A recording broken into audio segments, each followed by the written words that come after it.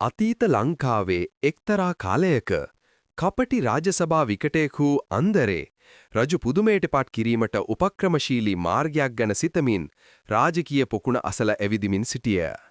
හදිසියෙම අන්දරේට අතිවිශිෂ්ට අදහසක් පහළ විය. ඒ තමා කතා කරන මාළුවෙකු සොයාගත් බව රජුට පැහැසීමයි.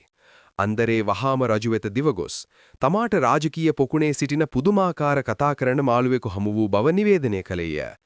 මවිතයට පත් වූ සහ කුතුහලයෙන් සිටි රජු කතා කරන මාළුවා වහාම රාජසභාවට ගෙනෙන ලෙස අන්දරේට අනකලේය. ඊළඟ දවසේ අන්දරේ මාළුවෙකු පිර වූ මුට්ටියක් සමග පැමිණියේ. එය කතා කරන්නේ සතුටින් සිටින විට පමණක් බව පැවසමිනි. රජු මුට්ටිය දැස බැලුවද මාළුවා නිහඬව සිටියේය. අන්දරේ සංසුන්ව කීවේ මාළුවා දුකෙන් සිටියේ යුතු බවයි.